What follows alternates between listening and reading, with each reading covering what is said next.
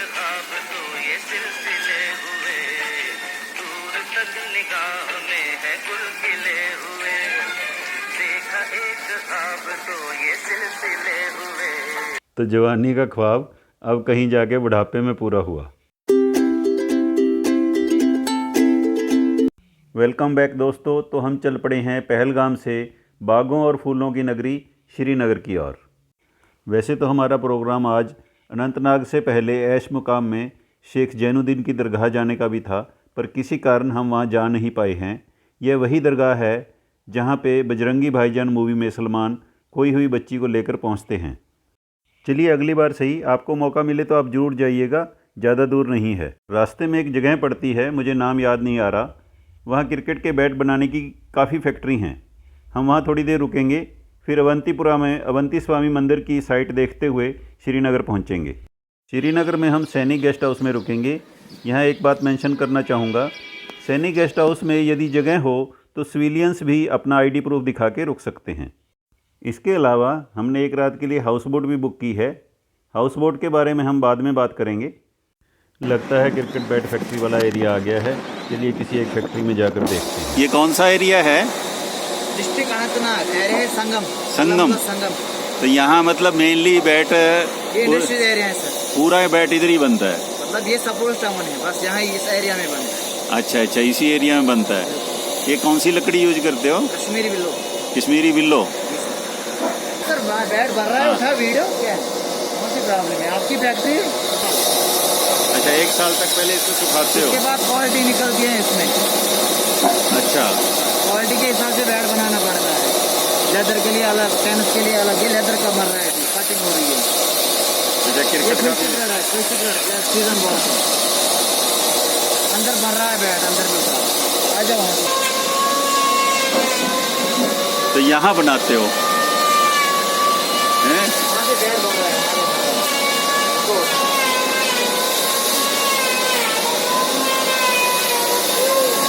आइए अब हम चलते हैं अवंतीपुरा की ओर। ये हैं 15वीं सदी में बने अवंती स्वामी टेम्पल के अवशेष। आइए अंदर चलकर देखते हैं। इस जगह को भारतीय पुरातत्व विभाग ने सहेज कर रखा हुआ है। अरे वाह, काफ़ी साफ़ सुथरी जगह है। चलिए 10-15 मिनट यहाँ बैठते हैं, फिर फूलों के शहर की तरफ प्रस्थान करेंगे। व्यूअर्स, एक बात मैं विशेष तौर पे कहना चाहूँगा, जब भी आप कभी इधर आएँ तो अवंतीपुरा शहर के अंदर छुपे इस जेम को देखना ना भूलें।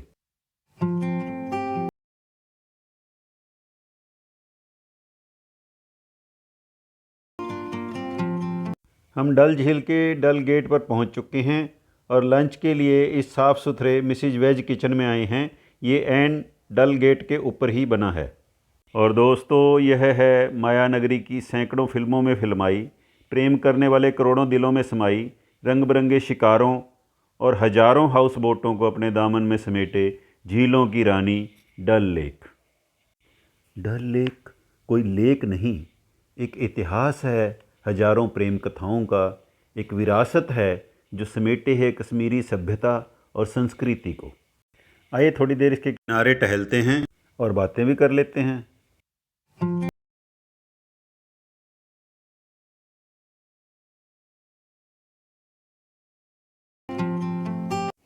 व्यूअर्स, डल लेक काफ़ी बड़ी है और इसके किनारे बहुत से घाट बने हैं। ज़्यादातर टूरिस्ट प्लेसेस भी डल लेक के चारों तरफ ही हैं। ज़्यादातर वेज ईटिंग पॉइंट्स जैसे कि दिल्ली दी रसोई, नथुज स्वीट्स और गुलाब वैष्णो भोजनालय और कृष्णा वैष्णो भोजनालय भी इसके आसपास ही हैं। और मुख्य रौनक घाट नंबर 4-5 से लेकर घाट नंबर 15-16 तक रहती है। घाट नंबर 16 तक जो घाट हैं वो बिल्कुल पास ही हैं। श्रीनगर के किसी दूसरे हिस्से से यदि आपको डल लेक आना है तो आप ऑटो या टैक्सी वाले को डल लेक ना कहकर घाट का नंबर बताएं तो वो ज़्यादा सही जगह पे आपको पहुंचा पाएगा। ऑनलाइन हाउस बोट बुक करते समय ध्यान रखें कि घाट नंबर 7 से 16 तक का एरिया बेस्ट है। घाट नंबर 1 से 6 तक का एरिया तो इतना तंग है कि लगता ही नहीं कि आप किसी झील में हों। और घाट नंबर 16 के बाद की जो हाउस बोट्स हैं वो किनारे से इतनी ज़्यादा दूर हैं कि हर बार सड़क तक आने में बहुत समय लगेगा। एक बात और याद रखें, केवल फ्रंट रो की हाउस बोट ही सिलेक्ट करें। इस बारे में पूरी डिटेल्स मैंने डिस्क्रिप्शन में दी हैं। डल लेक के किनारे जो रोड है, जिसे लेक रोड या बुलेवर्ड रोड भी बोलते हैं, एन उस रोड पर जो होटल हैं जिनके लिए कोई सीढ़ियाँ नहीं चढ़नी पड़ती, उनके नाम भी मैंने डिस्क्रिप्शन में दिए हैं। जहाँ तक सेफ्टी सिक्योरिटी का सवाल है, तो ज़्यादातर टूरिस्ट प्लेसेस बेहद शांत व सेफ़ हैं। इस बारे में हमने कई लोगों से बात की, जिनमें कुछ लंबे समय तक यहाँ रह रहे टूरिस्ट भी थे। सबका लगभग यही कहना था कि यदि आप यहाँ आधी रात को भी घूम रहे हैं तो भी कोई आपको हाथ तक नहीं लगाएगा। हाँ, सिक्योरिटी पर्सनल भले ही आपको टोक दें। बुलेवर्ड रोड पर ही कई टैक्सी स्टैंड हैं जहाँ से आप टैक्सी किराए पर ले सकते हैं, और कई पेड पार्किंग स्टैंड हैं जहाँ आप अपनी गाड़ी पार्क कर सकते हैं। एंड व्यूअर्स, ये रहा हमारा गेस्ट हाउस जहाँ हम ठहरे थे। अच्छा है ना?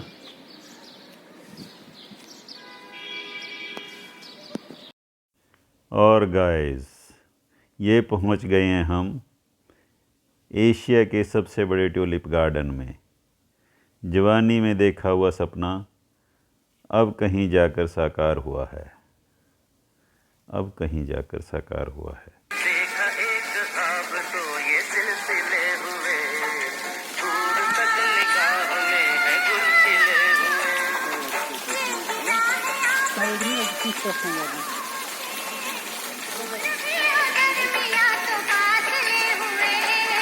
देखा एक ख्वाब तो ये सिलसिले हुए, दूर तक निगाह में है गुल खिले हुए। पीर पंजाल पर्वत श्रृंखला की तलहटी में सन 2007 में बनाया गया ट्यूलिप गार्डन श्रीनगर ही नहीं, भारत ही नहीं, एशिया का सबसे बड़ा ट्यूलिप गार्डन है। इसमें 15 लाख के करीब ट्यूलिप की बर्ड्स लगी हुई हैं, और मार्च अप्रैल के महीने में, मार्च के आखिरी 2 हफ्ते, अप्रैल के पहले 2 हफ्ते, इन लगभग 30 दिनों में ही ये फूल खिलते हैं। और इसको देखने का एक विशेष नज़ारा जो है वो इन्हीं दिनों में आता है। और जब भी आप श्रीनगर जाने का कार्यक्रम बनाएं तो ट्यूलिप गार्डन को दर्शनीय स्थलों की पहले नंबर पर रखना चाहिए। यह अपने आप में एक लाइफ टाइम नज़ारा है।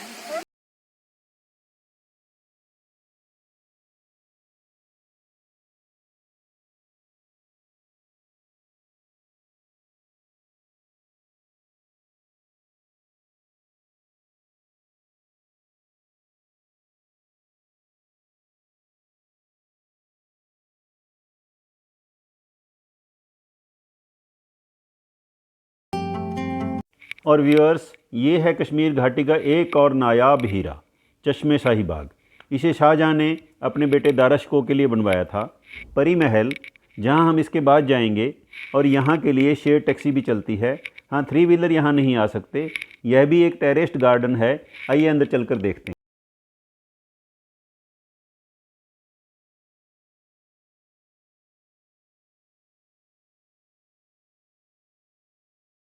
फ़ोटो वोटो हम भी खिंचवा लें और यहाँ की संस्कृति को, यहाँ की सभ्यता को अपने अंदर समेट लें।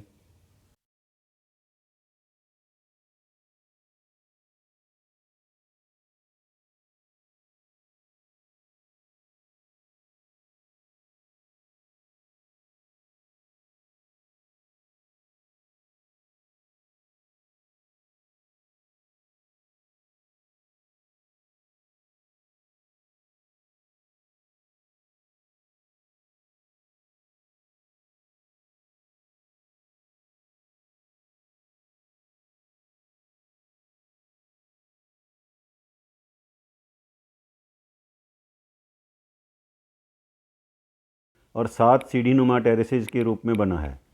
असल में श्रीनगर के ज़्यादातर गार्डन टेरेस नुमा ही हैं। परी महल से आप पूरे श्रीनगर का विहंगम दृश्य देख सकते हैं। आइए हम भी देखते हैं।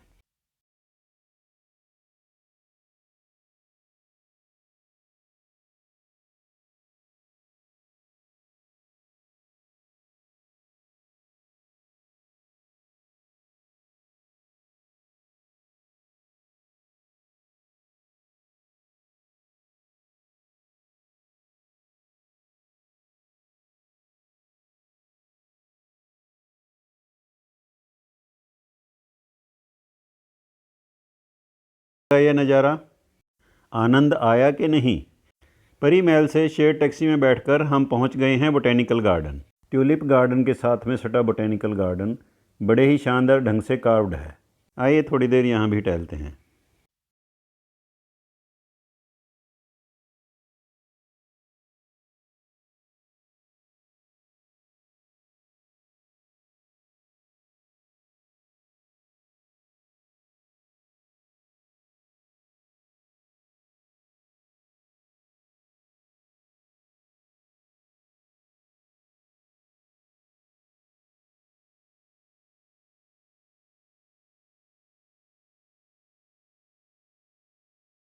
हम आ पहुँचे हैं श्रीनगर के सबसे पुराने और सबसे बड़े मुग़ल गार्डन शालीमार बाग में। इसे जहांगीर ने अपनी पत्नी नूरजहां की याद में बनवाया था। चिनार के पेड़ जो कश्मीर की विरासत हैं, इसकी सुंदरता को चार चांद लगा देते हैं। आइए थोड़ी देर हम यहाँ टहलते हैं, उसके बाद हम निशात बाग की ओर चलेंगे।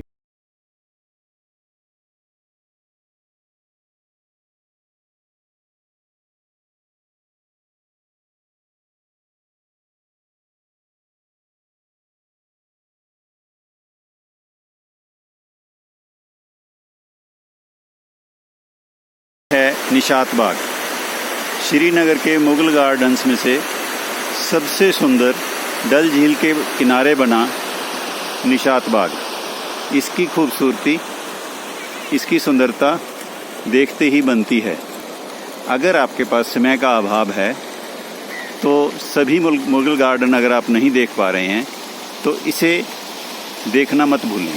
तो गाइस, बागों और बहारों की इस एपिसोड को हम यहीं विराम देंगे। कल हम फिर मिलेंगे डल लेक के नज़ारों के साथ, हाउस बोट्स और शिकारों के साथ। Bye bye, have a nice day.